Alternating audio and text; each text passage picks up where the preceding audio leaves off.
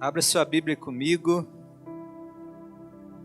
na carta aos Gálatas, capítulo 6. Nós vamos ler na NVI.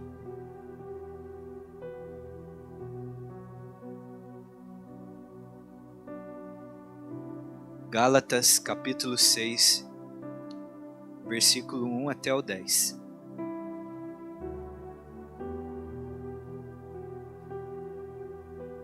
Chegamos ao último dia da nossa série de mensagens, né? Depois de uma longa jornada.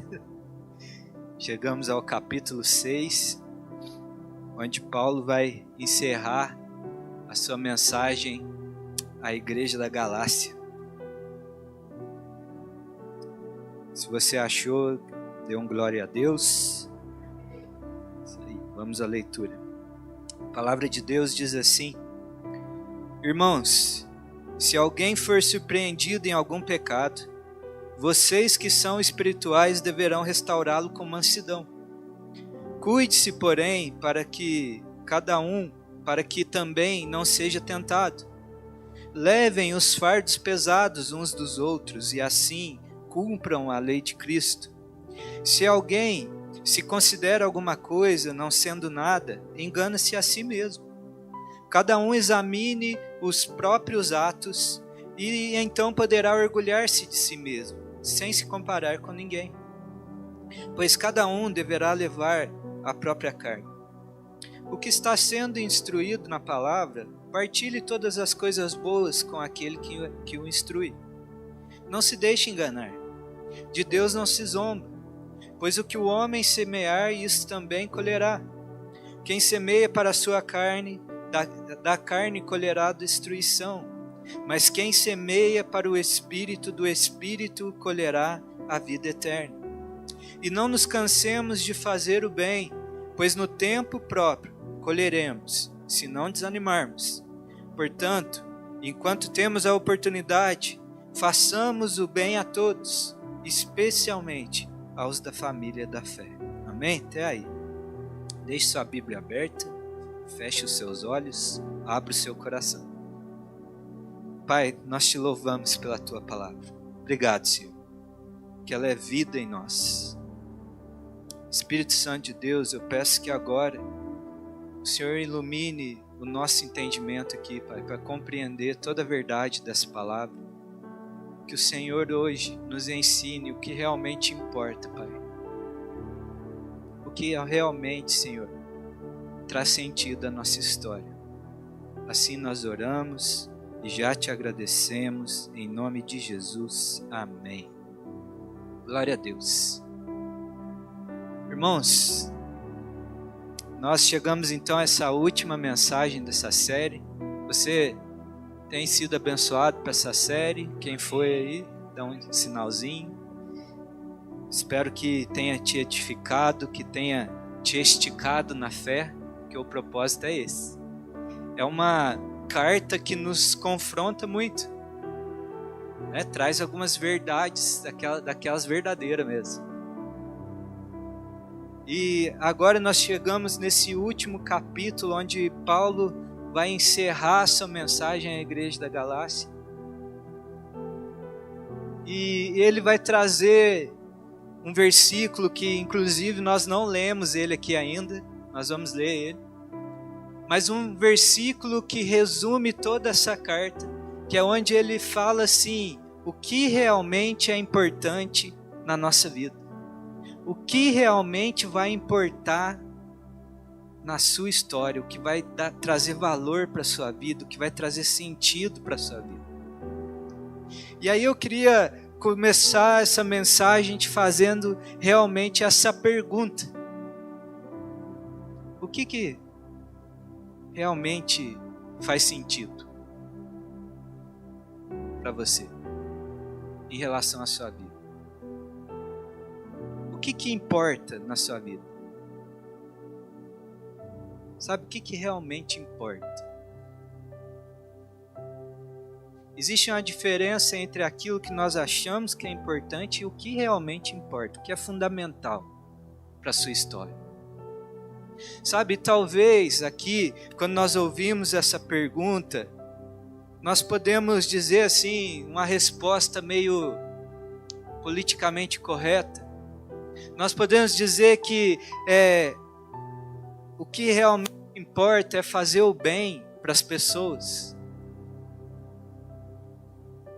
É eu ser uma pessoa boa, uma pessoa correta.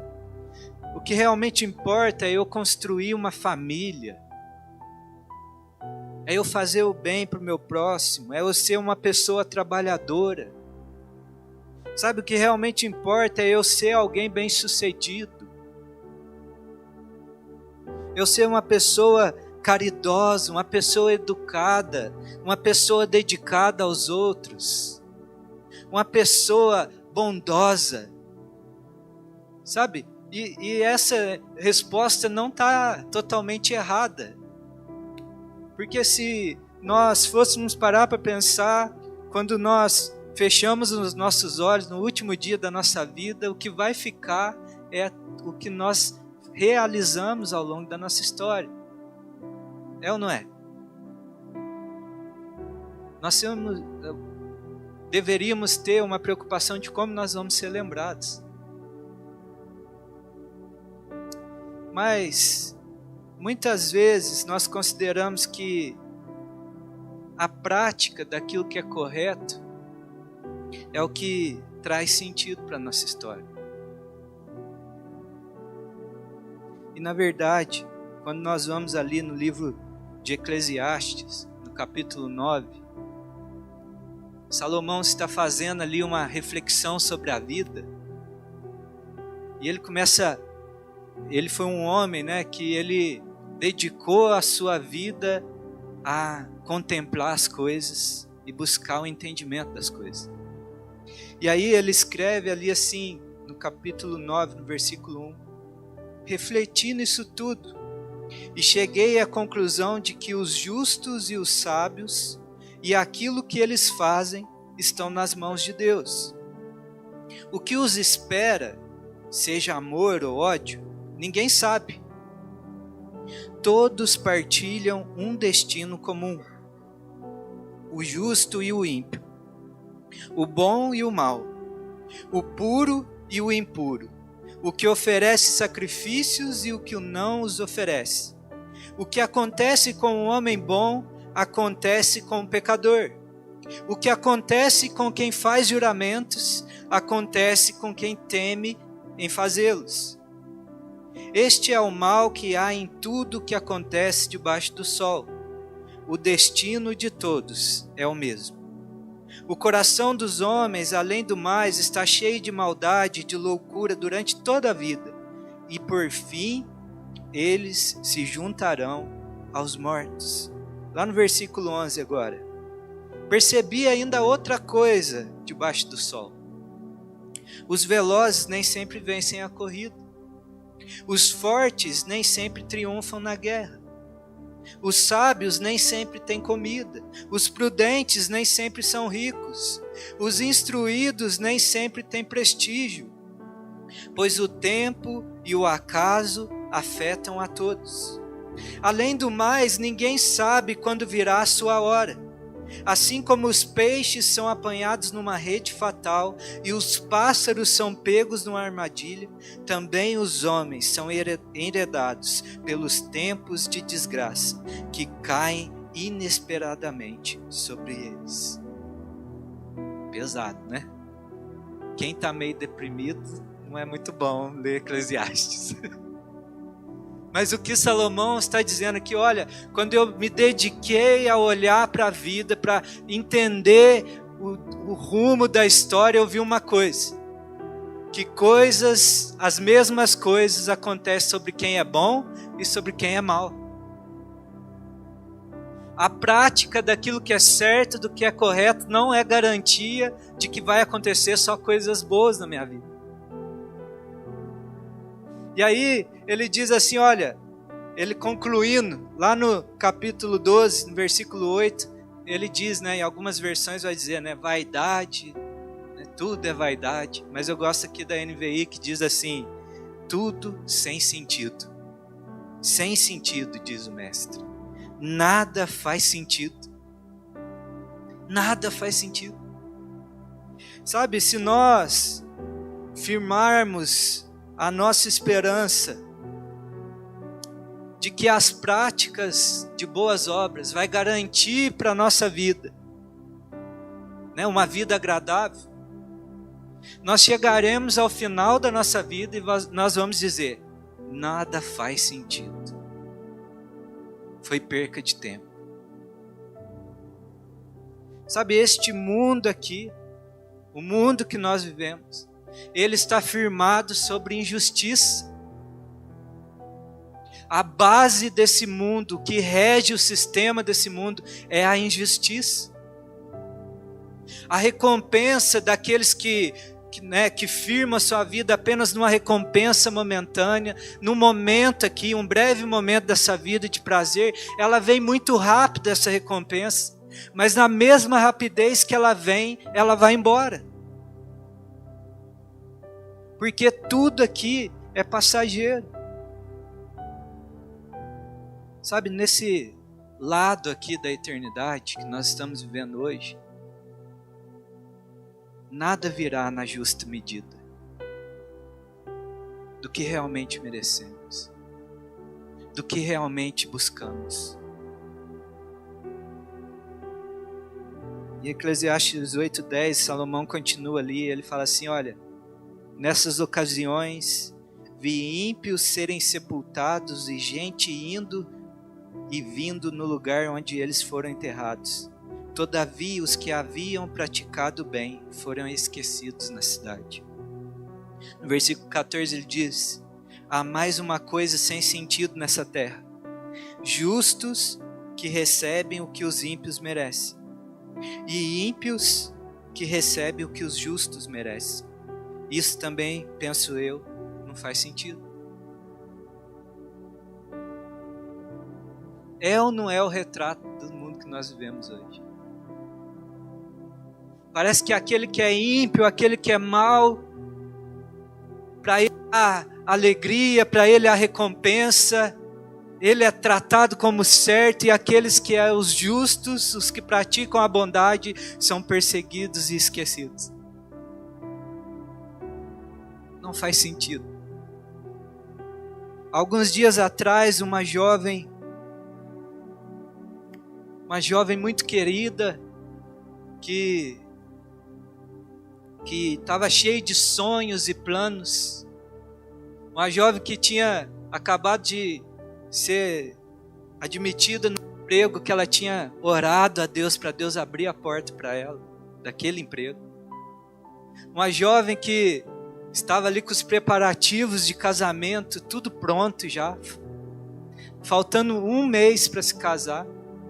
Inesperadamente, a vida dela é interrompida. Sonhos, metas, uma vida toda pela frente. E a pergunta que eu ouvi foi justamente essa que Salomão, chega na sua conclusão, Assim, isso não faz sentido. Os sonhos, os planos, as expectativas estavam tudo ali. Isso não é lógico que isso aconteça. Sabe? E essa talvez seja a pergunta errada que nós fazemos. Onde está a lógica disso? E aí eu queria te lembrar nessa noite que, na perspectiva dessa vida, dessa vida aqui, não há nada que a gente tenha vivido ou deixado de viver que é o que vai determinar o valor da nossa vida ou o sentido dela. Se nós formos determinar o sentido da nossa vida por aquilo que nós vivemos ou deixamos de viver, nunca vai fazer sentido. Se eu medir a vida dessa jovem por aquilo que ela deixou de viver, a vida dela não fez sentido. A história dela não tem propósito, não tem razão de existir. O que dá sentido à nossa vida, querido, não são os sonhos nossos. Não são os sonhos que nós vivemos ou deixamos de viver. Mas é sobre qual natureza nós estamos vivenciando eles ou estamos almejando esses sonhos? Sobre qual natureza está sendo construído na minha vida? Fique tranquilo que eu vou explicar um pouquinho mais sobre isso. Mas o que determina o valor da sua vida, o sentido dela, é sobre qual natureza você está vivendo a tua vida. Porque o destino de todos nós é o mesmo. Salomão já falou. Um dia o fio de prata vai se romper. Um dia o fôlego de vida vai voltar a Deus. Um dia você vai fechar os olhinhos, querido, e vai ser o último fôlego de vida. Que mensagem boa de falar, né, no domingo à noite. Mas Salomão também vai dizer assim, que há mais sabedoria na casa do luto do que no lugar de festa. Nós precisamos pensar mais sobre o destino da nossa vida. Nós temos que dizer como o salmista ali no Salmo 90, quando ele diz: Senhor, ensina-me a contar os dias da minha vida para que eu alcance um coração sábio. Me ajuda a olhar para a minha vida e entender que tem prazo de validade. Tem um ponto final na sua vida. Ei, você não vai viver para sempre. Nós temos a esperança da vida eterna, amém? Mas todos nós, se Cristo não voltar antes, nós temos um prazo de validade. Então, o que vai dar sentido para a nossa vida? O que vai dar sentido no dia que nós fecharmos os nossos olhos? No dia que o fôlego de vida sair de nós. E nós olharmos assim para a nossa história e falar: uau, essa pessoa existiu, fez total sentido. Ela viveu o que realmente importa. Ela dedicou a sua vida àquilo que realmente tem propósito. E a resposta para essa pergunta está na sua natureza. Paulo, quando está escrevendo essa carta aqui, nós vimos, né? Espero que isso já tenha ficado gravado aí no seu coração. Mais de um mês falando sobre isso. Mas Paulo descreve que havia dois tipos de pessoas no mundo. Aquelas pessoas que foram geradas pelo Espírito de Deus, pela fé em Cristo. Homens e mulheres espirituais. Pessoas que nasceram da água e do Espírito. Homens e mulheres que são guiados pelo Espírito de Deus porque são filhos de Deus. Esse é um tipo de pessoa que há na humanidade hoje. A nova humanidade. Mas também existe aqueles homens que são carnais. Homens que são guiados pela sua natureza caída, pela sua própria vontade. São governados pelos desejos da sua carne e pelo sistema desse mundo. Baseados simplesmente em recompensas imediatas.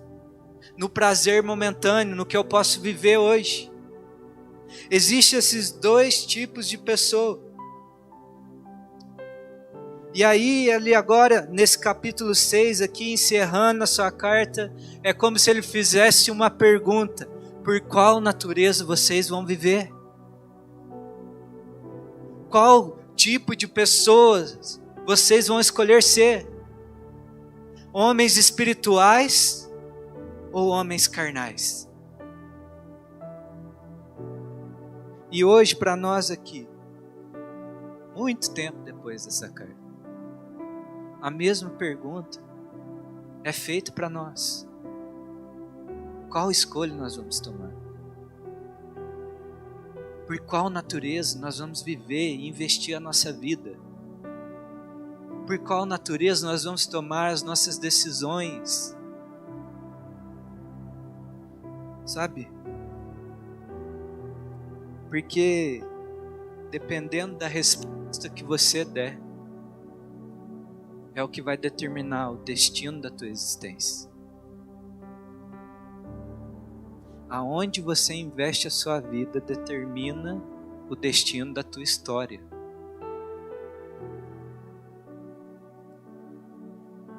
Então, eu queria te lembrar nessa noite que nós estamos em Cristo, querido. O Senhor nos deu uma nova natureza. O Senhor nos fez uma nova criatura. Nós devemos viver segundo essa nova natureza que nos foi concedida. Esse é o estilo de vida nosso agora. Nós já não somos mais escravos, mas agora nós somos filhos de Deus. Nós somos guiados pelo seu Espírito. Tudo em nós deve direcionar para o reino ao qual nós pertencemos. Então eu queria te mostrar nessa noite, à luz desse último capítulo da carta de Paulo, qual que é o estilo de vida de alguém que é espiritual. Como que nós podemos nos tender àquilo que é a nossa nova natureza agora. Sabe o que é viver por uma natureza espiritual, querido? E aí Paulo vai dizer aí assim, olha, vocês que são espirituais deverão. E aí ele começa a descrever o que nós devemos fazer para expressar essa natureza que já está em nós. Então eu vou traçar aqui alguns ensinamentos que Paulo dá aí nesses poucos versículos. Vocês que são espirituais deverão viver da seguinte forma. E aí a primeira coisa que eu aprendo aí, logo aí no primeiro versículo, ele diz assim, irmãos, se alguém for surpreendido em algum pecado, vocês que são espirituais, pode dizer assim, se eu estou em Cristo, eu sou espiritual. Essa palavra é para mim. É para você mesmo, querido. Não é para mim não. Aí, vocês que são espirituais deverão restaurá-lo, né? Se pegar alguém em pecado, vocês deverão restaurá-lo com mansidão. Cuide-se, porém, para que cada um também não seja tentado. Levem os fardos pesados um dos outros, e assim cumpram a lei de Cristo. Sabe o que Paulo está dizendo aqui? Se nós, que somos espirituais, nós devemos cumprir a lei de Cristo. A nossa vida deve ser governada pela lei do Senhor. E agora já não é mais aquela obediência cega como os fariseus estavam forçando o povo da Galácia a obedecer. Mas agora é uma natureza tendida à lei de Deus. Porque ele diz na sua palavra que chegará um dia que ele escreverá a sua lei em nossos corações. Ele vai nos dar um novo coração tendido à sua lei, à obediência da sua lei. Então aquele que é espiritual, ele obedece os mandamentos de Cristo. E aí o Senhor Jesus, ele, lá no Evangelho de João, ele diz assim, um novo mandamento dou a vocês, amem-se uns aos outros, como eu os amei, vocês devem amar uns aos outros. Com isso todos saberão que vocês são meus discípulos, se vocês amarem um aos outros. A lei de Cristo é nós amarmos uns aos outros. É nós dedicarmos amor a Cristo. E sabe qual que é a maior expressão de amor por alguém? Você quer realmente amar alguém? Você quer fazer isso? A maior expressão de amor por alguém é você levar essa pessoa até o perdão de Cristo. É você levar ela a ter um encontro com o amor de Cristo. Essa é a maior expressão de amor. Sabe, viver a partir da minha natureza espiritual é eu me compadecer das pessoas. É eu olhar para a vida de alguém e eu me compadecer dela, ter compaixão dessa pessoa. O que Paulo está escrevendo, olha, se alguém cair em pecado, vocês que são espirituais devem buscar restaurar essa pessoa.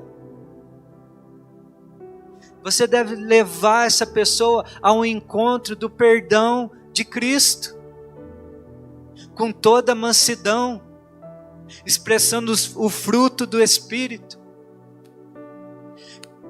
Eu preciso te lembrar nessa noite que nós não somos chamados para condenar alguém, mas sim para restaurar as pessoas. O ministério que está sobre nós é o ministério da reconciliação e não da condenação.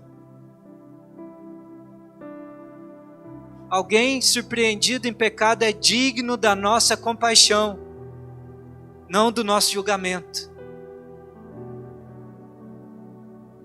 A maior expressão de amor por alguém é você levar ela até o perdão de Cristo.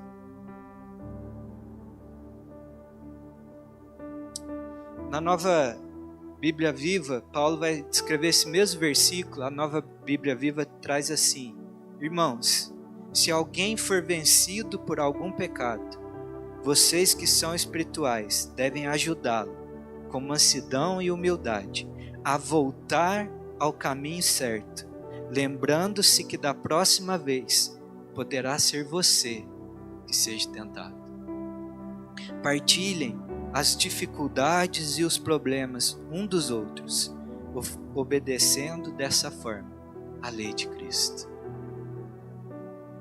Levar o fardo um do outro, querido, é quando meu irmão está em fraqueza, eu coloco ombro a ombro com ele e falo: meu irmão, eu vou te ajudar a vencer e caminhar até você triunfar sobre essa fraqueza, até que seus ombros estejam fortes para suportar essa tentação. Nós precisamos amar uns aos outros. Alguém espiritual baseia sua vida em restaurar pessoas, em expressar amor por elas. Paulo também diz: vocês que são espirituais, nós que somos espirituais, nós devemos viver na segurança da nossa identidade em Cristo. Esse é o segundo passo que nós damos para ter uma vida espiritual. É viver na segurança da identidade que Cristo nos concedeu. Olha o que Paulo diz aí, no versículo 3 ele continua: se alguém se considera alguma coisa, não sendo nada, engana-se a si mesmo. Cada um examine os próprios atos, e então poderá orgulhar-se de si mesmo, sem comparar com ninguém. Pois cada um deverá levar a própria carga. Sabe, um grande engano que tem sobre o autoconhecimento, sobre uma autoavaliação, é que eu encontro na minha natureza carnal, quando eu vou fazer essa autoavaliação, eu encontro dois problemas. O primeiro é uma falsa humildade. Sabe aquela pessoa que fica numa autocomiseração, uma autopiedade, dó de si mesmo, um coitadismo, se diminuindo. Eu não sou capaz, sempre tem alguém melhor do que eu. Eu não sou digno. Eu tenho que me esconder porque, eu sou tão falho.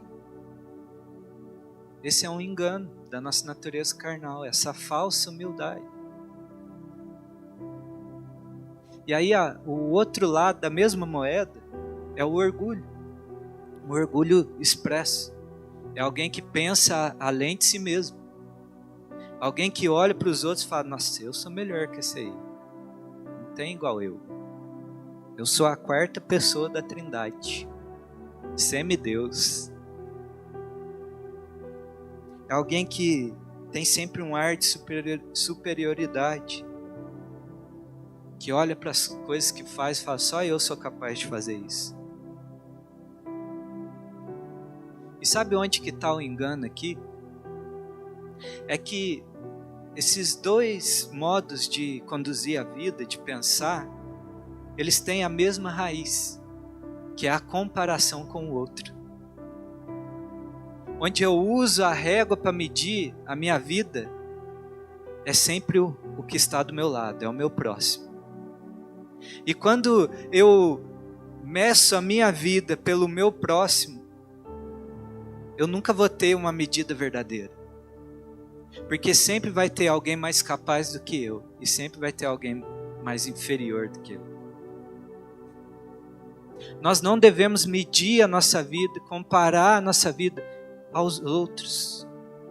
O que Paulo está dizendo aqui, olha, que cada um examine a si mesmo, os seus atos. Ele diz assim, olha, se alguém considera-se alguma coisa não sendo nada, engana-se a si mesmo. Essa pessoa está mergulhada no engano. Você tem se comparado aos outros, deixa eu te dizer, você está mergulhando numa mentira, num poço de mentira.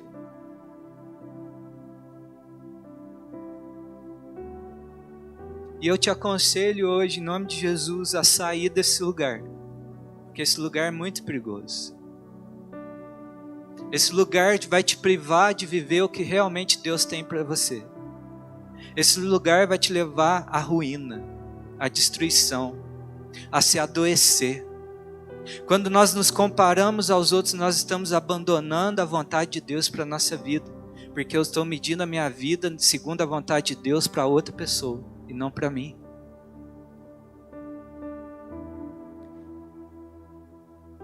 Cada ser humano, querido, foi criado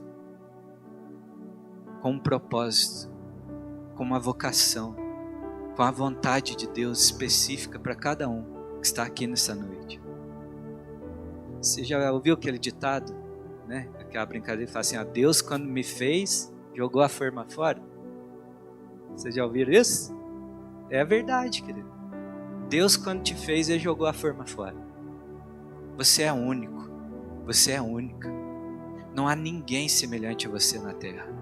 Deus, quando te formou no ventre da tua mãe, Ele declarava os pensamentos dEle, a vontade dEle, o amor dEle sobre a tua vida. Querido, você não precisa se comparar com ninguém. Você é única.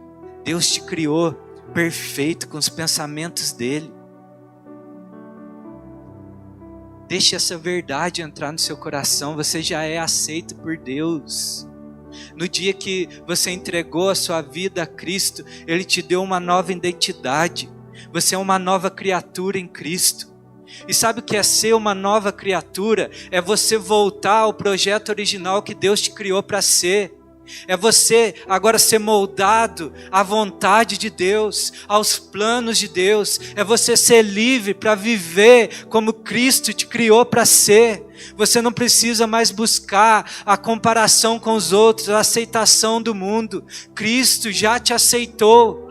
Ele se entregou por amor a você. Ele te ama. Ele te ama.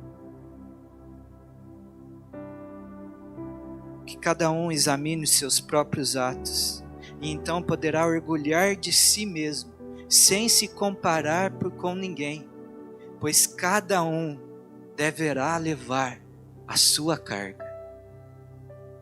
Sabe o que é engraçado aqui? Parece que Paulo está se contradizendo, né? Porque num versículo antes ele fala assim, ajuda cada um a levar o fardo um do outro. E agora ele está falando, cada um leva a sua carga. Fala, Paulo, como assim? Mas aqui são duas cargas diferentes. Lembra que ele começa assim, se alguém for surpreendido em pecado. Aqui esse fardo que nós devemos ajudar um ao outro, é um fardo que Deus não nos deu. É uma fraqueza nossa. É um peso desproporcional que Deus não nos criou para carregar. Agora aqui o que Paulo está dizendo, essa carga que cada um deve levar a sua, é aquilo que Cristo depositou sobre a tua vida. No dia que Cristo te formou, Ele colocou encargos sobre você, vocação, dons, talento, características específicas. E cada um deve levar a sua carga, a sua vocação, aquilo que Deus tem como propósito para a sua vida. Por isso que eu não posso ficar me comparando com o outro, porque para o outro Deus colocou uma carga, uma vocação, um propósito de existir, que não é o mesmo que o meu. Então, que hoje você seja livre da comparação com o teu próximo, querido. E comece agora a querer, em vez de se comparar com quem está do seu lado, a buscar qual é a vontade de Deus para a sua existência. Qual é o propósito de Deus para a minha vida. Qual é os pensamentos de Deus quando Ele me formava no ventre da minha mãe. Gasta a tua energia nisso e não em olhar para o lado. Olha para cima. Deixa Cristo dizer as palavras dele ao teu respeito. Por isso que um versículo que nós amamos repetir, que diz: eu é que sei que pensamentos que tenho ao teu respeito. É Deus dizendo: eu é que sei o que pensa ao teu respeito. Não é o teu próximo. Não é nem você mesmo. Então nós devemos gastar a nossa vida, nós que somos espirituais, em viver a vocação de Deus para a nossa vida.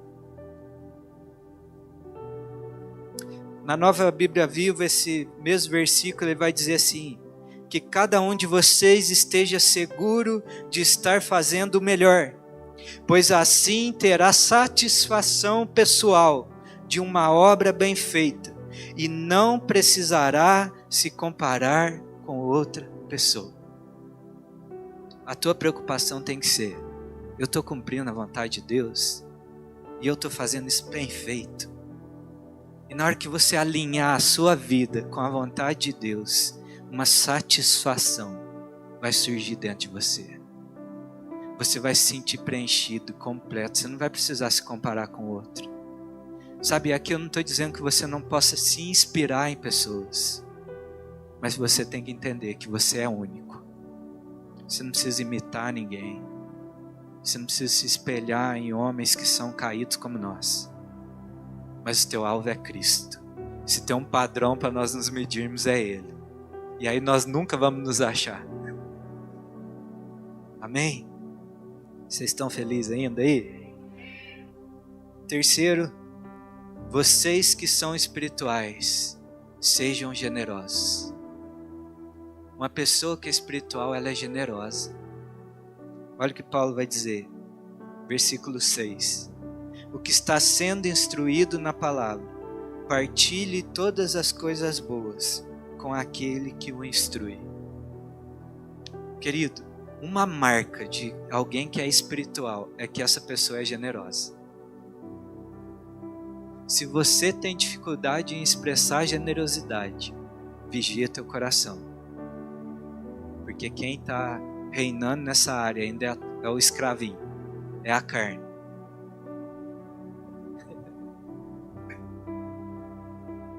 Uma pessoa espiritual, ela é generosa. Generosidade no dicionário fala assim: é a virtude daquele que se dispõe a sacrificar os próprios interesses em benefício do outro. Isso é ser generoso. É eu abrir mão, é me sacrificar para que o outro seja abençoado. Sabe o que é ser generoso? É alguém que entendeu que as bênçãos de Deus sobre a sua vida são oportunidades de abençoar o outro. As bênçãos que Deus nos dá, querido, são oportunidades de nós expressarmos generosidade sobre a vida de outros. Uma pessoa generosa, né, uma pessoa que vive de modo espiritual, é alguém que entendeu de que Deus supre todas as suas necessidades e já não precisa mais viver com a mentalidade de escassez. Porque uma mentalidade de escassez é alguém que vive na carne.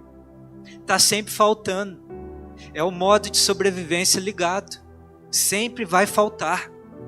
Eu tenho uma preocupação.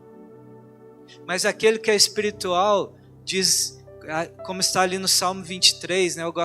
Eu li na versão de uma Bíblia que meu pai tem, a Bíblia judaica, e lá fala assim: Adonai é o meu pastor e nada me falta. Adonai é o meu pastor, o Senhor é o meu pastor e nada me falta. Quando eu entendo isso, eu consigo ser generoso, porque eu sei que eu posso compartilhar o que eu quiser, não vai me faltar. E tem um mistério no reino de Deus: quanto mais nós compartilhamos, mais nós temos. A multiplicação acontece no compartilhar, querido, e não no reter. Então nós que somos espirituais, nós precisamos ter um coração generoso. Exercite a generosidade. Abençoe aqueles que têm te abençoado. Queridos, nós precisamos construir nessa casa uma mentalidade de honra. Honrar as pessoas. Queridos, o Samuel recebe vocês toda semana na casa dele, Samuel com a Solange. Ele tem instruído vocês na palavra. E será que nós temos compartilhado as coisas boas com o nosso irmão? Porque aqui é um versículo, um mandamento da palavra de Deus. Compartilhe todas as coisas boas com aquele que os instrui na palavra. E aqui eu não estou falando só de recurso financeiro, não. Mas é compartilhar aquilo que Deus tem derramado sobre a sua vida. É abençoar o teu irmão, é honrar a vida do teu irmão.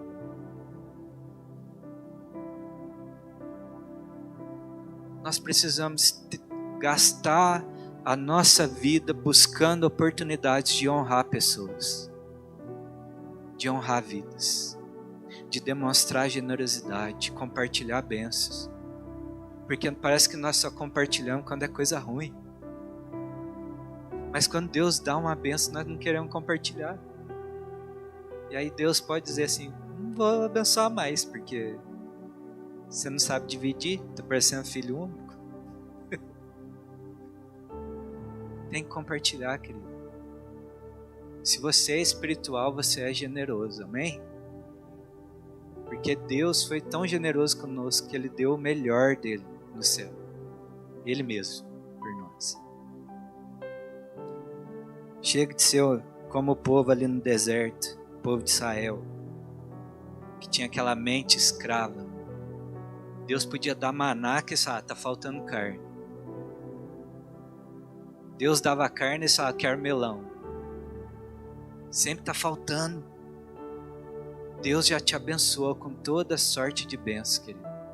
Tudo que você necessita, o teu Pai vai derramar sobre a tua vida. Para de se preocupar. Para de deixar essa mentalidade de escassez dominar o teu coração. Teu Pai sabe o que você precisa. Descansa o teu coração nessa noite. Deus tem cuidado de você, Ele vai continuar cuidando. Não vai faltar o pão na tua mesa. Deus vai dar numa medida abundante. Você recebe isso, Deus vai te dar numa medida abundante. Deus vai derramar a medida dele abundante sobre a tua vida. Para que você tenha o que compartilhar, que você tenha o que dar, que você tenha o que compartilhar em generosidade. Aquilo que nós semeamos multiplica, amém? E por último, quem é espiritual, investe naquilo que é eterno. Vocês que são espirituais, invistam no que é eterno. Paulo vai dizer aí no versículo 7, não se deixem enganar, de Deus não se zomba, pois o que o homem semear, isso também colherá. Quem semeia para a sua carne, da carne colherá destruição. Mas quem semeia para o Espírito, do Espírito colherá a vida eterna. E não nos cansemos de fazer o bem, pois no tempo próprio colheremos, se não desanimarmos. Portanto, enquanto temos oportunidade, façamos o bem a todos, especialmente aos da família da fé. Sabe o que é um grande engano de alguém que é carnal? O grande engano de alguém que é carnal é que ele pensa que os seus atos nunca vai ter consequência. Que aquilo que ele faz nunca vai trazer consequência para a sua vida. Isso é alguém carnal. Sabe outro engano de alguém carnal? É dizer assim, eu tenho todo o tempo. Eu tenho tempo para me arrepender. Eu tenho tempo para mudar. Mas Paulo está dizendo aqui, olha, não se deixe enganar por isso. De Deus não se zomba. aquilo que nós semeamos na nossa vida, nós vamos colher.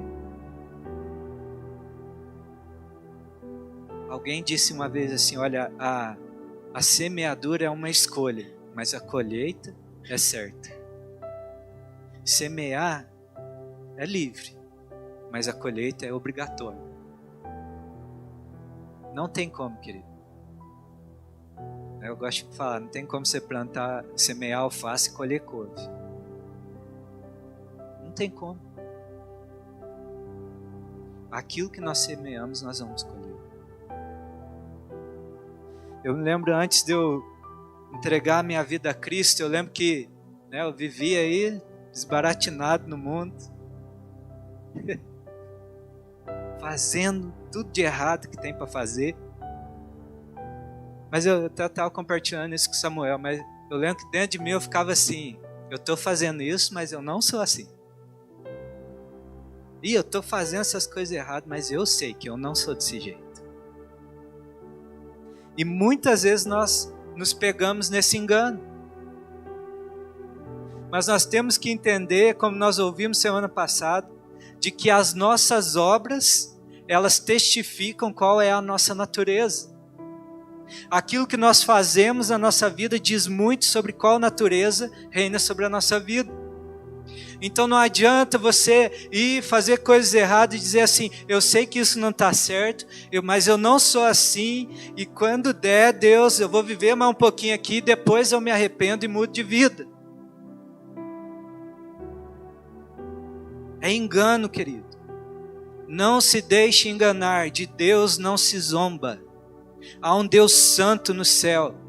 Nós não podemos nos pegar no engano de dizer que a longanimidade de Deus, a compaixão de Deus, o amor de Deus significa passividade de Deus, permissividade de Deus, que Deus não se importa com os nossos erros, que Ele tolera os nossos pecados. De Deus não se zomba. Deus é santo, Deus é puro, Deus é justo. Ele virá julgar essa terra e Ele esmagará toda iniquidade. Ele estabelecerá sobre esse mundo um reino de justiça, um reino de paz, de verdade. A impiedade não vai permanecer diante do reino de Cristo. O dia de nos arrependermos é hoje. Por isso que a palavra dele diz, se hoje ouvirdes a sua voz, não endureça o seu coração. O tempo de mudança é hoje, não é amanhã. Não é depois, não é o dia que você está pronto, é o dia que você entende que a palavra de Deus é verdade. É nesse dia que é o dia de arrependimento. É esse dia que eu mudo as sementes que eu lanço na minha vida. E a pergunta que eu quero te fazer nessa noite, sobre o que você tem investido a sua história? Sobre quem que você tem lançado as suas sementes. Semear é investir. Semear é um ato de fé. Sabe que é uma coisa que às vezes passa despercebida aqui nesse texto? É que Paulo dá a entender que a semente é a mesma. Olha o que ele diz. Quem semeia para a sua carne, colherá destruição. Quem semeia para o seu espírito, colherá a vida eterna. A semente é a mesma.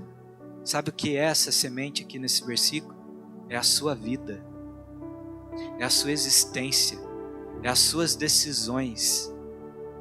Para quem você tem semeado? Para a tua carne ou para o teu espírito? Para qual natureza você tem investido? Eu queria te chamar nessa noite para você não financiar mais a tua destruição, querido. Para de financiar a tua carne, porque ela vai te levar para a destruição. Financia o teu espírito, investe na vida espiritual, que é uma vida de abundância, é o que vai permanecer. Constrói a tua vida sobre aquilo que o fogo não pode consumir. Porque tudo nessa vida é palha, é feno, é madeira. Mas aquilo que nós investimos no Espírito é ouro, pedras preciosas. É algo que o fogo não pode consumir, mas é aquilo que o fogo aperfeiçoa, é aquilo que traz a verdadeira riqueza, traz uma vida abundante. Ei, há uma verdadeira vida disponível para você, e não é nesse engano que você tem mergulhado todos os dias, mas é a verdadeira liberdade que uma vida no Espírito pode te dar. Aquele que investe a sua vida nos ganhos desta vida já perdeu tudo.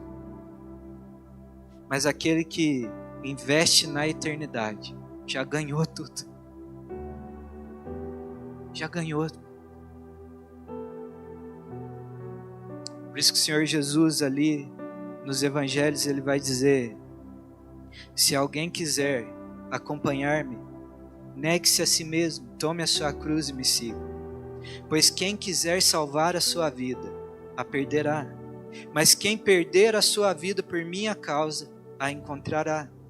Pois de que adiantará ao homem ganhar o mundo inteiro e perder a sua alma?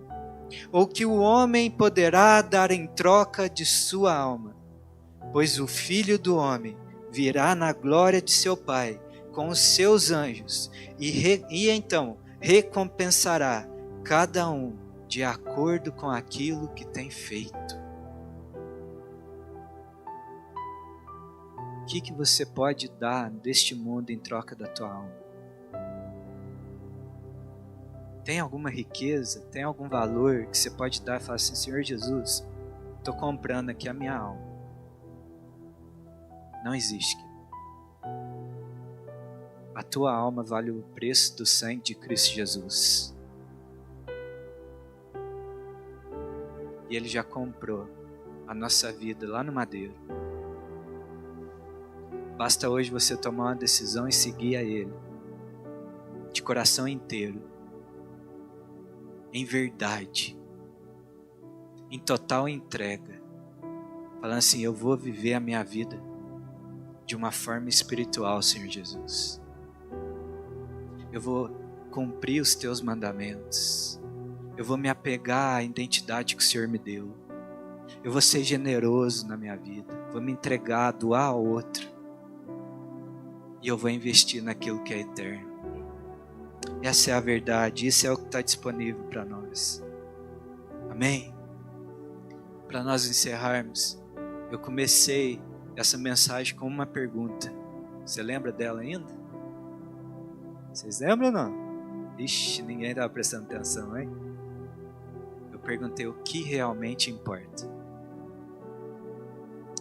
O que faz a tua vida ter sentido? No dia que você fechar os olhos, que Cristo voltar para você, o que vai trazer sentido para a tua existência? E a resposta é: sobre qual natureza você construiu a sua vida? Nessa carta, alguns homens, eles eram carnais e eles eram movidos pela aparência, movidos pela opinião dos outros, movidos por uma recompensa momentânea.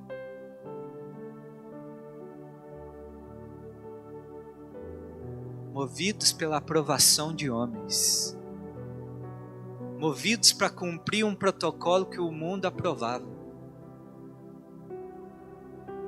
Paulo vai dizer aí no versículo 12: os que desejam causar boa impressão exteriormente, tentando obrigá-los a circuncidarem, agem desse modo apenas para não serem perseguidos por causa da cruz de Cristo. A glória deles estava em ser aprovados por esse mundo. A recompensa deles era só a aceitação momentânea. E aí Paulo continua assim: nem mesmo os que são circuncidados cumprem a lei. Querem, no entanto, que vocês sejam circuncidados, a fim de se gloriarem no corpo de vocês. A glória deles estava em fazer as pessoas se submeterem a eles.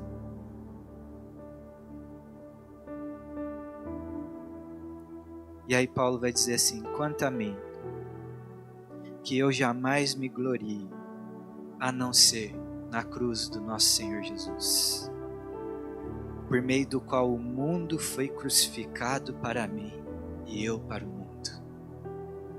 Sabe o que Paulo estava dizendo aqui? Olha, se tem uma coisa que eu posso me gloriar, que eu posso alegrar o meu coração, se tem uma coisa que é recompensa para a minha vida, está lá na cruz de Cristo. Foi o dia que eu encontrei o meu Senhor, foi o dia que Ele mudou a minha sorte, foi o dia que Ele perdoou os meus pecados, que Ele tirou um fardo de condenação que havia sobre mim, me transformou numa nova criatura. É nisso que eu me glorio, porque eu já não sou mais escravo das minhas paixões, eu já não sou aquele homem que matava e perseguia pessoas, mas agora eu sou um arauto da proclamação do Evangelho de Cristo Jesus, eu sou embaixador desse reino eterno, eu sou um agente da reconciliação de Deus. Sobre mim está o ministério da reconciliação, porque na cruz de Cristo Deus reconciliou consigo mesmo toda a humanidade e agora Ele nos confiou esse ministério. Há um propósito de vida para a minha existência, há um sentido para a minha vida, proclamar esse reino que não vai passar. Sobre mim há uma mensagem de esperança para a humanidade. Sobre você há essa mesma mensagem. Há muitos perecendo sem sentido na sua vida. E sobre nós há essa mensagem, dizendo: ei, nós temos um propósito para a tua existência. Estar eternamente com Deus, mergulhado em uma vida de abundância. E aí Paulo diz o versículo mais poderoso da carta de Gálatas, na minha mera opinião. De nada vale ser circuncidado ou não. Versículo 15.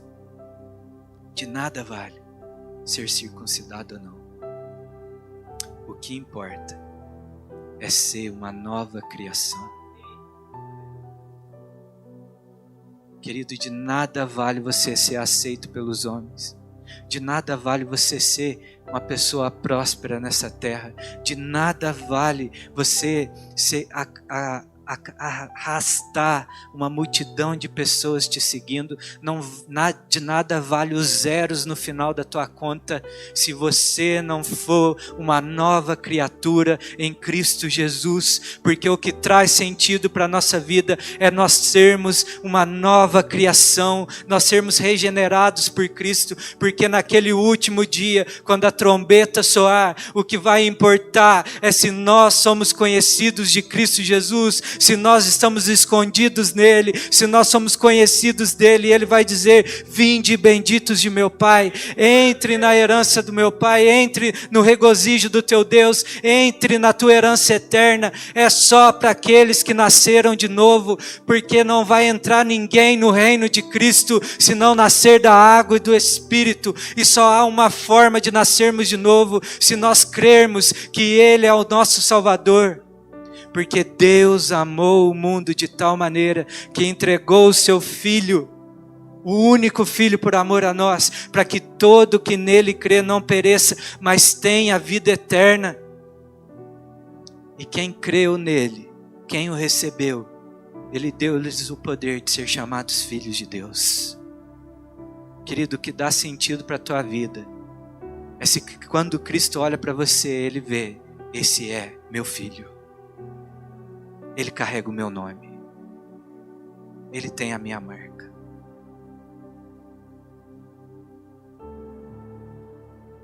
O que vai importar naquele último dia é o quanto de Cristo há em você e o quanto de você ele tem. Por isso que Paulo diz assim: olha, e vocês não... Ele era meio baiano, ele falou assim: que vocês não me molestem mais. Não venha com essa moléstia, porque eu carrego as marcas de Cristo em mim. Querido, sabe o que é ter uma vida espiritual? É naquele último dia Cristo olhar para você e ver as marcas dele em você. É nisso que está a honra, é nisso que está o sentido da tua vida. É as marcas de Cristo impressas em você. É o caráter de Cristo manifesto na tua vida. Gasta a tua vida para que naquele último dia você esteja totalmente marcado por Cristo. Amém? Que Deus te conceda essa graça.